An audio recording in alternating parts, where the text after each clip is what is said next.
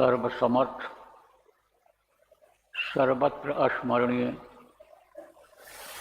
दाता दयाल दीनबंधु कृपा निदान परम पूज्य गुरु जी महाराज,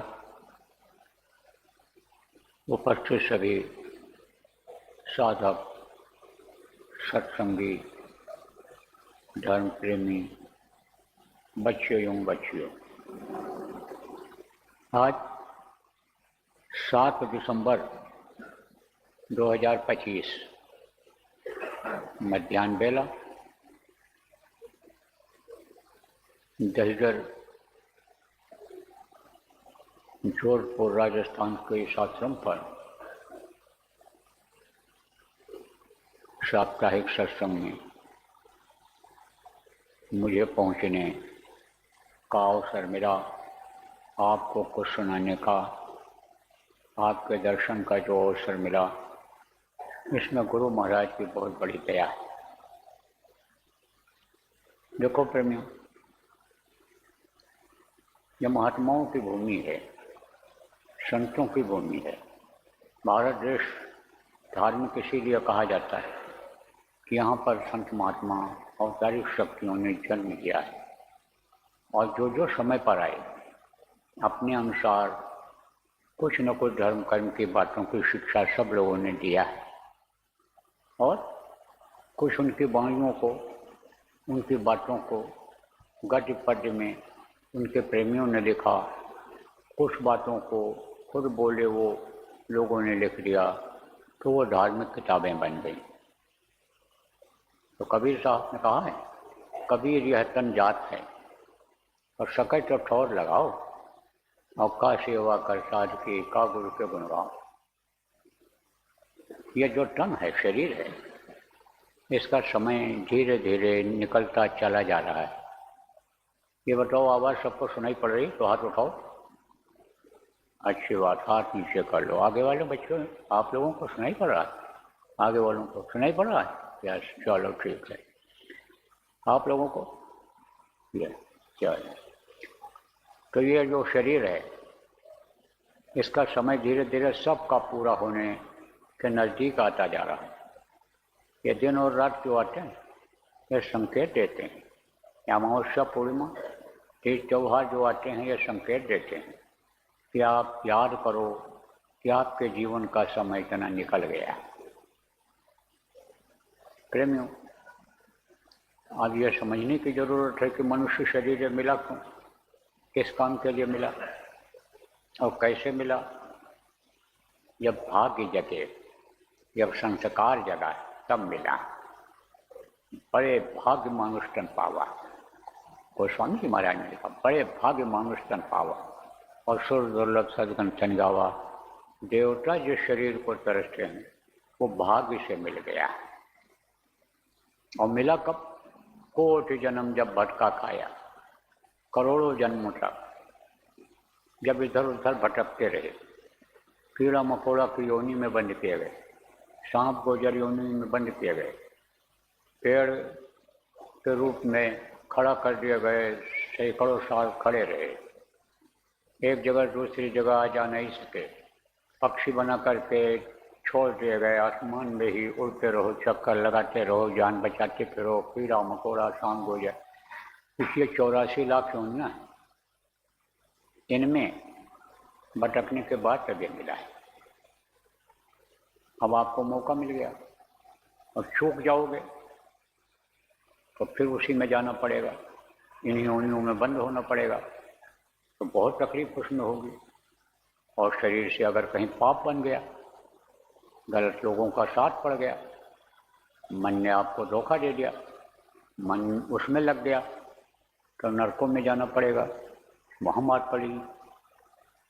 कहा ना, 1,84 भटक कर और पग में अटक्यो आए, अब की पासा ना पड़ा तो फिर 84 जाए, फिर 84 में जाना पड़ेगा, आपकी पासा नहीं पड़ा। तो जब बराबर लोगों को सत्संग मिलता रहता था, संतों के पास आना जाना रहता था, तब यह बातें जो मैंने आपको बताई ये याद रहती थी। याद रहती थी। और आप लोग भी जब आते हो सत्संग में तो ये बातें आपको तो याद दिलाई जाती हैं, उस समय तक तो पूरी याद रहती हैं, जाने के बाद भी कुछ समय तक याद रहती हैं, उसके बाद भूल जाते हो। तो अगर भूल जाओगे तो फिर फंस जाओगे या अवसर निकल जाएगा, यह अवसर निकल जाएगा। इसलिए बराबर सत्संग सुनते रहना चाहिए। इसीलिए वो प्रभु किसी न किसी को इस धरती पर भेजा करता है कि जाओ इनको जगाओ, इनको समझाओ, इनको बताओ, इनको धार्मिक बनाओ, इनके अंदर धार्मिक भावना लाओ, इनको हर चीज़ के बारे में जानकारी कराओ कि देवी कौन है, देवता कौन है, भगवान कौन है, तुम कौन हो, परमात्मा कौन है, इसके बारे में जानकारी कराओ। हमेशा रहते हैं, कभी कुछ रूप में रहे। जब अत्याचार, पापाचार, दुराचार नहीं था, कम था, तब गुप्त रूप में अपना संभाल करते थे, अंदर से संभाल करते थे। और जब ये ज़्यादा बढ़ गया, चरित्रहीनता बढ़ गई, लोगों का खान पान गलत हो गया, आहार विहार जिसको कहते हैं गलत हो गया, तो घूम घूम करके समझाने लगे, बताने लगे। उनको लोगों ने ज़्यादा पहचाना जाना। जैसे एक दूसरे के स्थान पर जब कोई जाता है तो उसको लोग पहचान लेते हैं, तो ज़्यादा पहचान उनकी बनी। लेकिन हमेशा इस धरती पर रहे। क्या गए ना, घेरी बदरिया पाप की, बरस गई अंगार, और संत न होते जगत में, जल मरता संसार। हमेशा रहते हैं, चताते रहते हैं, बताते रहते, जगाते रहते हैं। तो आदमी को तो जगाते ही हैं, जीवात्मा को भी जगाते हैं, जीवात्मा को जगाने का रास्ता बताते हैं। अब आप मान लो इसमें नए लोग आए हो तो कहोगे जीवात्मा क्या है? जीवात्मा ही सब कुछ है इस शरीर में, और कुछ नहीं, बाकी यह सब जड़ है। जीवात्मा ही चेतन है। जड़ किसको कहते हैं? जो नीचे रहता है जमीन के और उस पर पूरा पेड़ खड़ा रहता है, आप ये समझो वो अनिजड़ होता है। ऐसे ये जड़ है। चेतन उसको कौन करता है? पता कैसे चलता है कि ये पेड़ है? जब उसको बाहर से दिखाई पड़ता है, उसके पत्ते दिखाई पड़ते हैं, फल फूल दिखाई पड़ता है, तब तो पता चलता है। ऐसे ही चेतन वो किया रहता है जड़ को, यानी उससे खुराक जड़ को मिलता है। जो ओस गिरती है, कुछ पेड़ देखो आपके यहाँ ऐसे हैं कि जो ओस गिरते हैं और उसी ओस से हरे भरे रहते हैं, जैसे बबूल है और कांटे हैं, या आप काकवा मदार जिसको कहते हो, या रेगिस्तान में भी बगैर पानी के पानी हरा भरा रहता है। तो वो इसको जिंदा किया रहता है, जड़ को भी चेतन को भी। तो ऊपर से यानी समझो कि गिरता है तो ऊपर से तो यानी रस बरस रहा है, ऊपर से तो गिर रहा है इसको चेतन करने के लिए। लेकिन आप ये समझो कि इसमें यानी चैतन्यता नहीं आ रही है। कारण क्या है? कारण यही है कि कोई बताने वाला, जगाने वाला नहीं है। कुछ चीज़ें ऐसी होती हैं कि जिनको बता दिया जाए तो फल जल्दी देने लग जाता है। जैसे आम का ही पेड़ हो और आप समझो कि पहला साल या दूसरे साल में ही उसमें बौर आने लग गई। अब उस बौर को अगर तोड़ दोगे तो पेड़ थोड़ा और बढ़ जाएगा, और अगर उसी में फल आ गया तो हवा में वो गिर जाएगा जब दबाव ऊपर से बनेगा। तो ऐसी कुछ चीज़ें होती हैं। जैसे आपकी ये नाम का पौधा है, इसमें जब फूल निकल आवे, जिसमें फूल से दाने बन जाते हैं, उसको अगर तोड़ लिया जाए तो बहुत दिन तक हरा भरा रहता है, फिर वो हरा रहता है, और नहीं तो पत्तियाँ सूख जाती हैं। वो ज़्यादा यानी पानी को खींचता है, ज़्यादा तत्व को खींचता है फल। तभी तो मतलब ये है कि उसमें मिठास आती है, बड़ा होता है, वो तत्व को लेता है। ऐसे ही जब सत्संग सुनते रहते, महात्मा मिलते रहते हैं तो जगाते रहते हैं, जीवात्मा के बारे में बताते रहते हैं। जगाने का तो काम करते ही हैं, लेकिन परमात्मा से मिलाने का काम करते हैं।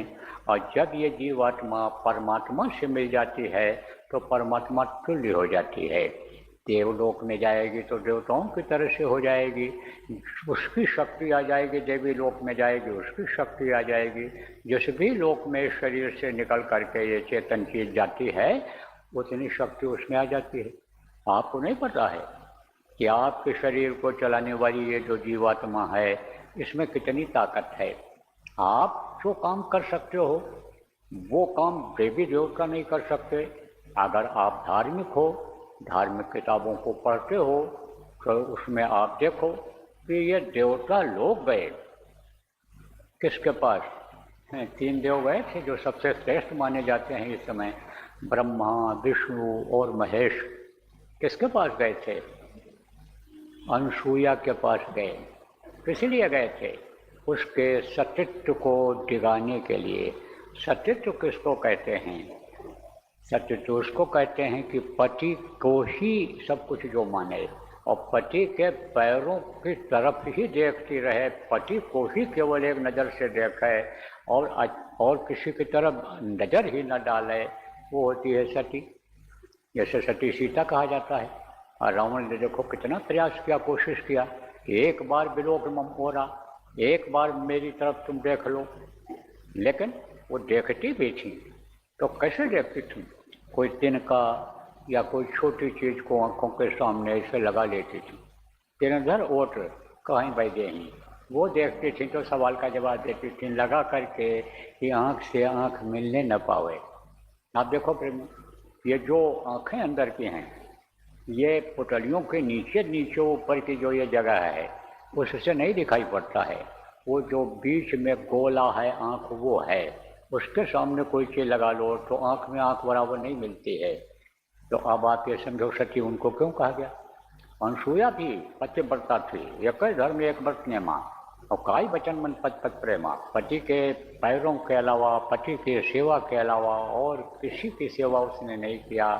और पति की दया से ही, पति की सेवा से परमेश्वर तुल्य जब वो हुई, तब ब्रह्मा विष्णु महेश जब गए सतीत्व को डिगाने के लिए कि नंगा होकर के जब तुम भोजन दोगी, साधु वेश में गए थे, ये साधु बन करके गए थे कि साधुओं को दरवाजे से यानी कैसे भूखा लौटने देगी वो।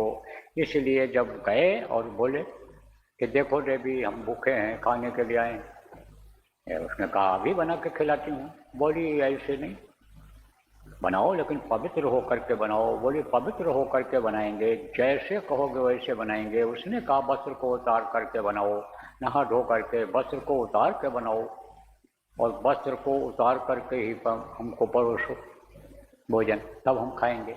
वस्त्र माने कपड़ा, धोती कपड़ा जो बच्चों पहनती हैं, बच्चियाँ पहनती हैं, माताएँ पहनती हैं। तो कपड़ा तो उतार दिया उसने, तो वो ओट में था, घर में था, बना दिया। उसके बाद जब परोसने को हुआ, तब वो शर्त उसको जब याद आई, तब उसने दूर से ही पानी फेंका इनके ऊपर और इच्छा किया ये छोटे छोटे बच्चे बन जाएं। तो ब्रह्मा विष्णु महेश छोटे छोटे बच्चे बन गए थे। तो बच्चों के सामने नंगा होने में क्या दिक्कत है, और नंगा होकर के भोजन परोस दिया। बच्चे जो है यानी जब खाए, और बच्चे ही यानी खिला करके उनको पालने में लेटा दिया और उनको झुलाने लगी पालना। अब ये जो 3 देवियाँ हैं, इनकी पत्नी ब्रह्मा विष्णु महेश की, ये समझो सची और आपके यानी ये जो सावित्री और ये आपके सरस्वती और ये लक्ष्मी, ये सब जो है दौड़ करके गई। कहाँ गई? खोज में, पता लगाने, कहाँ गए मेरे पति देव, कहाँ गए मेरे पति देव। अब जब मतलब पता लगा कि वो तो पालने में वहाँ झोल रहे हैं, तब गई। तब जब उसने प्रार्थना किया, पैरों को पकड़ी और तब उनको छोड़ा उसने, उस रूप में फिर किया, इच्छा किया। उसने ताकत आई न होती तो ये कोई इच्छा करके ऐसा कर सकती हैं? या आप कोई इच्छा करके हनुमान जी बन सकते हो कि उड़ करके कहीं जा सकते हो? जैसे हनुमान जी उड़ कर गए थे, छोटा बन करके, पहाड़ उठाने को हुआ तो भारी शरीर बना करके पहाड़ उठा कर ले आए थे। लेकिन शक्ति आती है जब कोई दिखाने वाला मिल जाता है, बताने वाला मिल जाता है, रास्ता दिखाने वाला मिल जाता है, तब शक्ति आती है। देखो उदाहरण देकर गांव के लोग आपको समझाता हूँ, किस्सा कहानियाँ सुना करके कि किसी भी तरह से आपके समझ में आ जाए। एक थी शेरनी, और शेर रहते थे जंगल में। कुछ शिकारी लोग गए, और शिकारी शेर का शिकार करने के लिए जब जाते थे तो आदमियों को ले जाते थे अपने साथ, 50-60 आदमी, और ढोल नगाड़ा बाजा लेकर जाते थे, और एक तरफ से हू हा बजाते हुए ऐसे निकलते थे। तो शेर समझ जाता था कि बाहर के आदमी आ गए और हमारे शिकार में आ गए, और यह डंके के चोट पर आ रहे हैं। तो वो भगते थे अपनी जान बचाने के लिए। तो शेर भगा, शेरनी भी भगी। शेरनी के पेट में बच्चा था, तो भागते समय बच्चा नीचे गिर गया और शेरनी जान बचाने के लिए भाग गई। कहते हैं ना कि जब सबकी दाढ़ी में आग लगती है तो अपनी अपनी लोग बुझाते हैं, दूसरे की दाढ़ी नहीं बुझाते। कहने का मतलब ये है कि अपने जान पर जब आफत आती है तो अपने कलेजे के टुकड़े को, बच्चे को भी माँ छोड़ करके रोती बिलखती हुई चली जाती है। तो अब आप समझ लो इस बात कि जान की कितनी कीमत होती है। और जान समझो कितना प्यारा होता है, सबको प्यारा होता है। जान बचाने की कोशिश करता है, जब देख लेता है हमला होने वाला है तो सब बचाने की कोशिश करते हैं। और आप इसी चीज़ को भूले हुए हो, मौत को भूले हुए हो। और मौत कब आ जाए, इस समय ऐसा खराब समय, और भी आगे खराब समय आएगा। तो याद करने की ज़रूरत रहती है मौत को। मौत से बचने के लिए उपाय करते रहना है। मौत से डरते रहो दिन रात, हमेशा डरते रहना है कि मौत ना आ जाए। छोड़ के चली गई। तो ये जो भेड़ पालते हैं, कोई पाली कहता है, कोई भेड़िया कहता है, कोई गड़हार कहता है, अलग अलग नाम से उसको पुकारते हैं। भेड़ें सब जगह एक जैसी होती हैं। तो भेड़ों को लेकर के गया हुआ था जंगल में, भेड़ें चर रही थी, बैठा हुआ था। तब तक उसकी नज़र बच्चे के ऊपर पड़ी जो झिल्ली में पड़ा हुआ था। सफ़ेद सफ़ेद कोई चीज़ चमका, तो गया वो भेड़ा बरियार पाली, उठाया, देखा, कहा ये तो कोई बच्चा है। उठा ले गया, भेड़ों के बीच में रख दिया, वहीं जहाँ भेड़ें थीं। अब उसमें से बच्चा निकला तो लोगों ने कहा ये तो शेर का बच्चा है, इसको कहाँ ले आए? बोले शेर का बच्चा है तो दूध पिला के इसको भी पाल देंगे। अब उन्हीं भेड़ों का दूध पिला पिला करके पाल दिया। तो भेड़ों से तो काफ़ी बड़ा वो हो गया, शेर जैसा हो गया, सारे अंग उसके शेर जैसे थे, तो उसी तरह के हो गए। अब एक दिन क्या हुआ कि भेड़ें जा गई थी चरने के लिए, खाने के लिए घास जंगल में, और वो भी गया हुआ था। जब वापस लौटने का समय आया तो भेड़ों के साथ वो भी चल दिया।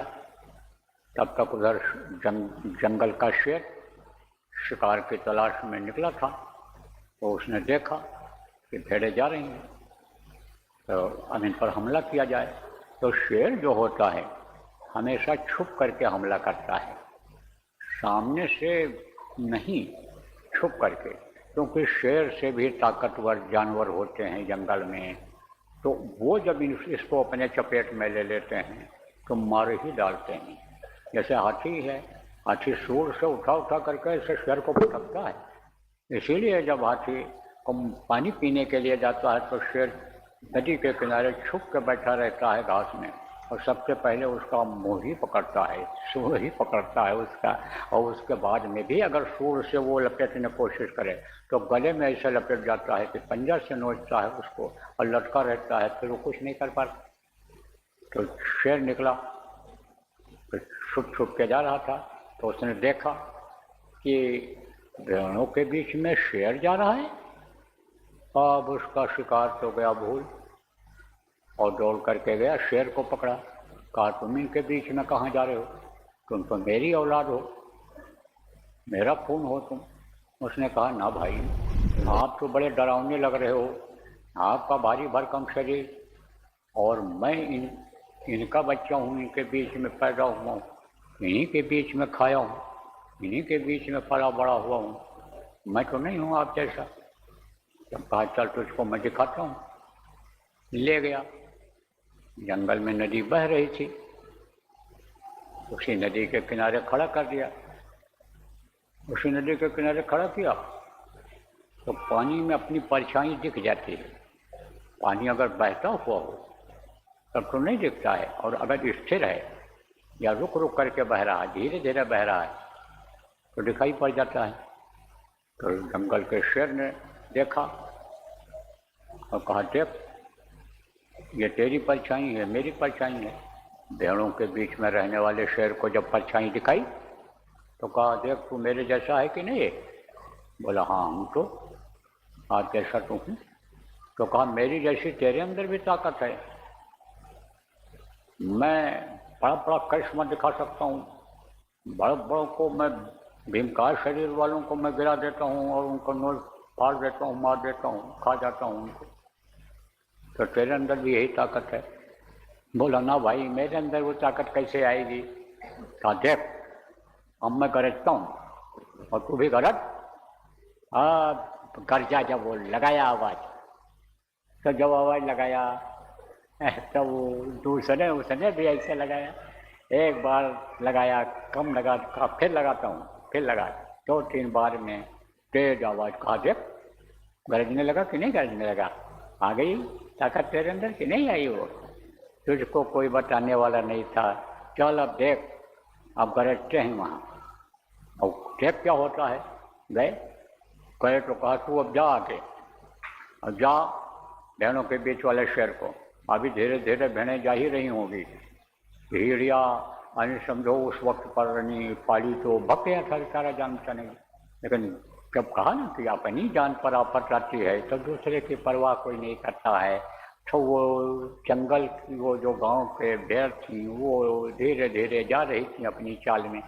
तो जब ये भेड़ों के बीच में रहने वाला शेर जब वहाँ क्या दिखा, तब समझो कि ये गर्जा जब गर्जा तो वो भी भगा। कौन? पाली, जो पालता था भेड़ों, और भेड़ें भी भग गई, भेड़ें भी भग गई। प्रेमियों, अब इसका मतलब क्या है? इसका मतलब यह है कि जब गुरु मिलते हैं, वक्त के संत मिलते हैं, सदगुरु मिलते हैं और निज रूप को अंदर में दिखाते हैं, तब उसकी ताकत आती है, तब वो शक्ति आती है।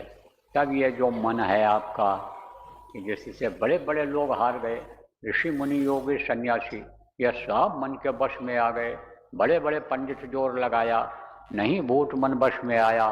लाख करोड़ तदबीर प्यारे गुरु बिना, है खूना मनुष्य शरीर प्यारे गुरु बिना। ये प्रार्थना बोली जाती है। तो आप ये समझो कि हार गए ये लोग, बड़े बड़े विद्वान हार गए, और मन वश में नहीं हुआ। तो यह मन है कौन? नए लोग आप समझो कि जब ये जीवात्मा ऊपर से उतारी गई शरीर के अंदर से में, तो ये ऊपर से ही मन लग गया उसके साथ। और मन ये कहाँ आ गया खाने के लिए? इसको तो खाने का खुराक चाहिए, इसको तो मन पसंद चीज़ चाहिए। जैसे कोई चीज़ बन के आई तो कहते हो हम नहीं खाएंगे, इसको हमारा मन नहीं कह रहा है खाने को। कभी जब भूख कम रहती है और घर वाले कहते हैं कि खा लो, थोड़ा सा खा लो, कहते हो नहीं नहीं मन नहीं है खाने को। जब कोई काम होता है कि कोई कहता मन नहीं कह रहा है हमको, हमारा मन नहीं कह रहा है जाने को, हमारा मन नहीं कह रहा है कहने को, तो मन ही इस शरीर का राजा हो गया। और यह हैं इंद्रियां, इंद्रिय द्वार झरोखा नाना। इस शरीर को बनाने वाले काल भगवान ने इसमें दरवाजे बना दिए। इसमें 9 दरवाजे हैं। आप ये समझो कि आँख कान मुँह ये सब 2 सुराख है, ये दरवाज़ा है। बाहर की तरफ से ये दरवाजे हैं और खिड़कियाँ हैं। रोए के बगल में जो सुराख हैं ये सब खिड़कियाँ हैं। तो इंद्रिय द्वार झरोखा नाना, और तहता सुर बैठे का थाना। आप जो पुराने सत्संगी हो, आपको बताया गया है कि ये देवी देवता और ये जो तीनों देव हैं, ये जो ब्रह्मा विष्णु महेश और ये जो आद्या महाशक्ति और ये आपके 33 करोड़ दुर्गा, 10 करोड़ शंभु, ये क्या काम करते हैं आपको बताया गया है। ये जीवात्मा को निकलने नहीं देते हैं, तो इन दरवाज़ों पर उसने बैठा दिया है काल भगवान ने। तो ये जो दरवाजे हैं, यहीं पर मन को रस मिलता है। मन को रस मिलता है। किसमें रस मिलता है? रस मिलता है जब कोई कुछ सुनाता है, तब उसमें रस मिलता है, आनंद आता है।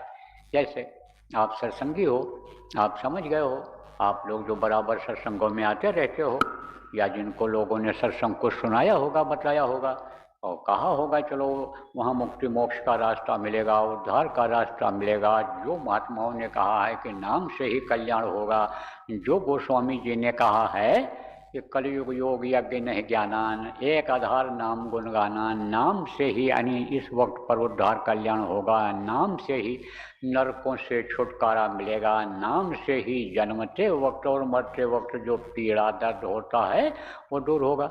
तब आप आए होगे, तब आप आए होगे। तो अब आप इस बात को समझो प्रेमियों कि यानी ये जो देवी देवता हैं और ये हैं, ये रोम रोम में बैठे हुए हैं, इसी मनुष्य शरीर में ही ये समझो कि दरवाज़ों पर ये हैं, ये रोकने का काम करते हैं। अब जब आप समझो कि इससे जीवात्मा निकलेगी और ऊपर जाएगी, तब इसमें शक्ति आएगी, ताकत आएगी।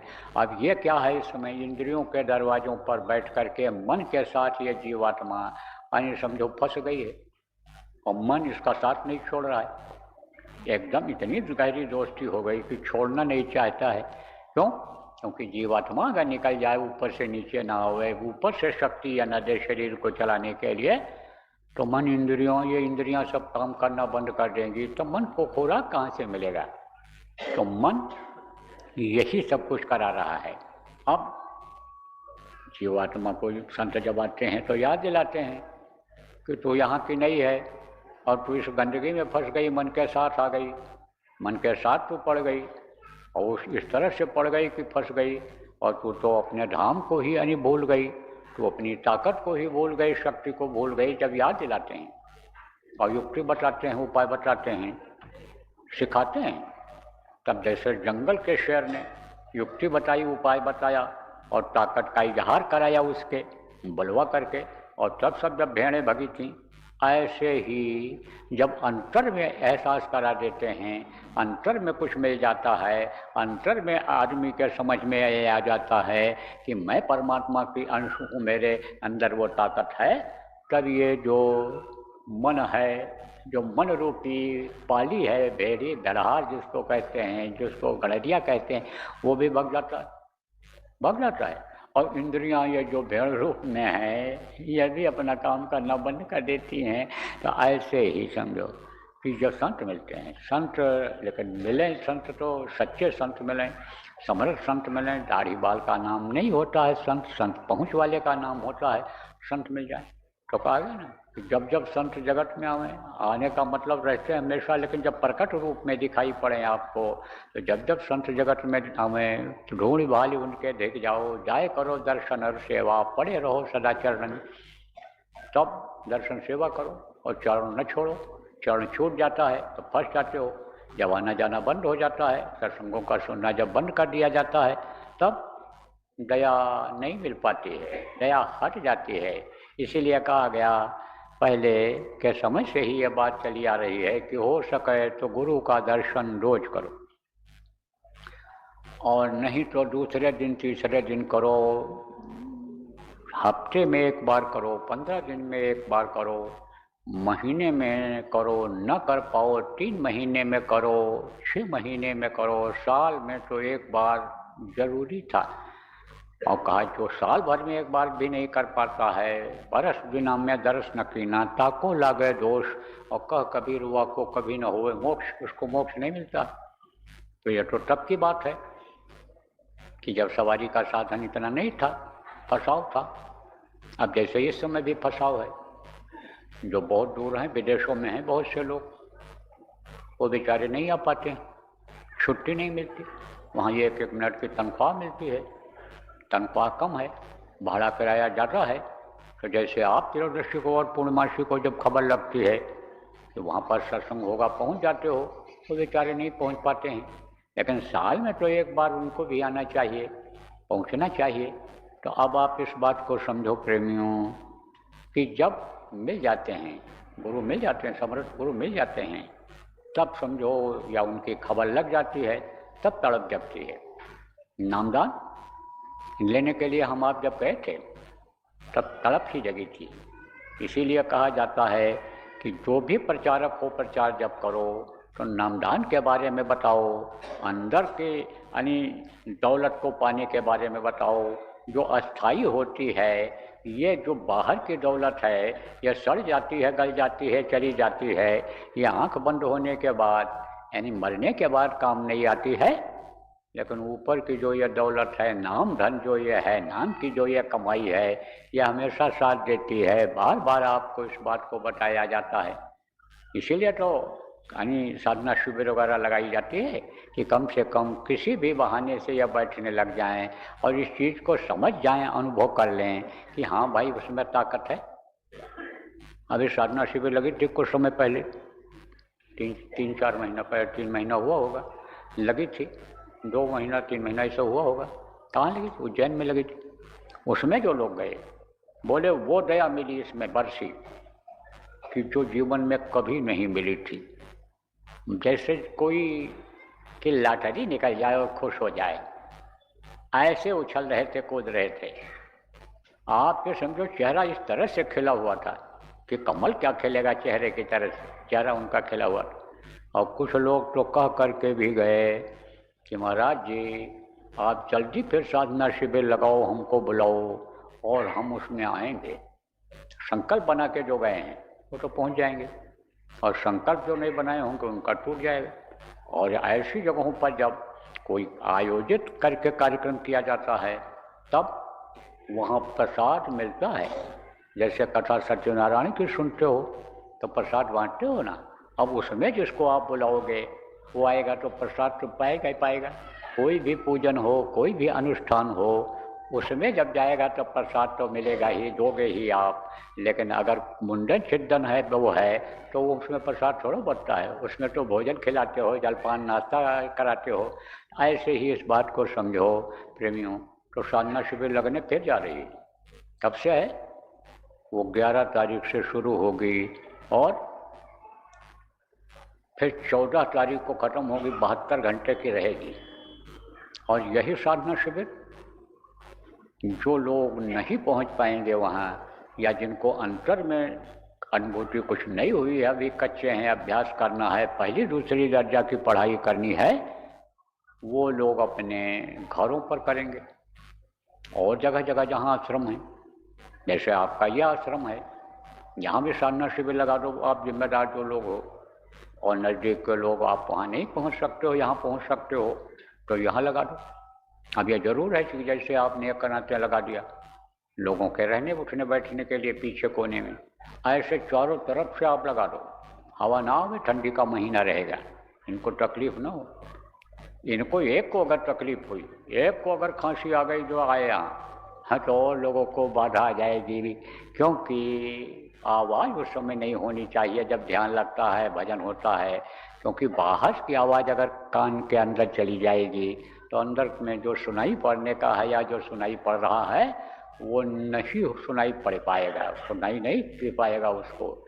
इसलिए थोड़ी व्यवस्था पहले से ही आप लोग बना लो। अब समय कम रह गया है तो इसी में आप तैयारी कर लो। जो व्यवस्थापक लोग हो, जिले के जिम्मेदार लोग हो, तैयारी कर लो। इसी तरह से सभी आश्रमों पर लग जाना चाहिए। ये खबर आप जो जिम्मेदार लोग कोई सुन रहे हो तो इसको पहुंचा दो।